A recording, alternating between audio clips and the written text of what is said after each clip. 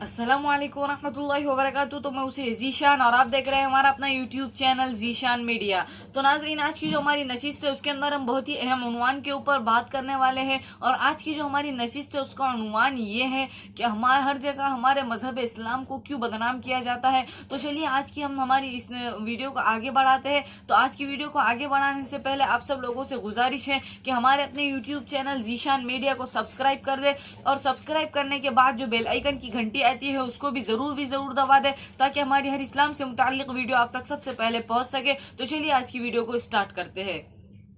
नहमदुहु व नुसल्ली अला रसूलिहिल करीम, अम्मा बाद, फअऊज़ु बिल्लाहि मिनश शैतानिर रजीम, बिस्मिल्लाहिर रहमानिर रहीम, वअतसिमु बिहब्लिल्लाहि जमीअन वला तफर्रक़ू, सदक़ल्लाहुल अज़ीम।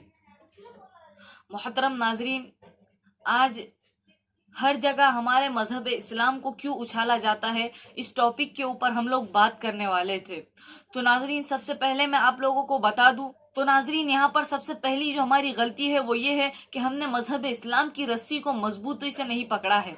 तो अपनी वीडियो को आगे बढ़ाने से पहले मैं आपको चंद मिसालें देता हूँ। ये मिसालें ऐसी है कि अगयार मजहब की मैं आपको मिसालें दे रहा हूँ, जहाँ पर लोगों ने सिर्फ उस फर्द को उछाला है, उस फर्द को लोगों ने वहां पर मुजरिम करार दिया है जिसने कि वो गलती की है, और लोगों ने उसके मजहब को नहीं उछाला है। तो सबसे पहली मिसाल ये है, आप स्क्रीन के ऊपर देख सकते हैं। But we tortured some folks. Obama ने कहा कि हम लोगों के ऊपर जुल्म तशद्दुद करते हैं। यहाँ पर लोगों ने ओबामा को ही निशाना बनाया और लोगों ने ओबामा को ही हेट पहुंचाया, बल्कि उसका मजहब जो है क्रिश्चियन, लोगों ने उसको नहीं उछाला।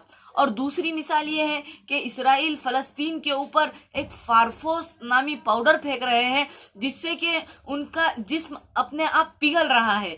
यहाँ पर जो इसराइल है उनका मजहब है यहूदी, वो लोग यहूदी है, लेकिन यहाँ पर लोगों ने उनको मुजरिम करार दिया है जो लोगों के ऊपर फारफोस नामी पाउडर फेंक रहे हैं। यहाँ पर लोगों ने यहूदी मजहब को नहीं उछाला है। लेकिन अगर मजहब इस्लाम के किसी एक फर्द से कोई गलती हो जाती है तो लोग पूरे मजहब इस्लाम को बदनाम किया जाता है, बल्कि उस शख्स को नहीं।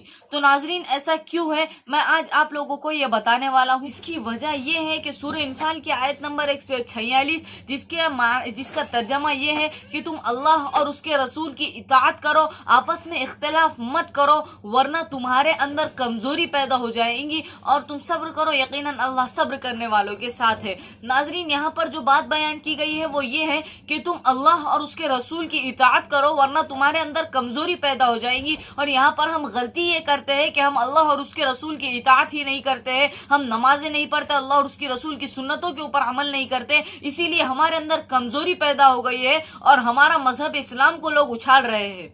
तो नाजरीन, हमें चाहिए कि हम आपस में इख्तिलाफ न करें और हम अल्लाह और उसके रसूल की सुन्नतों के ऊपर अमल करें, नमाजें पढ़ें, हम हर चीज करें जिससे अल्लाह और उसका रसूल खुश हो।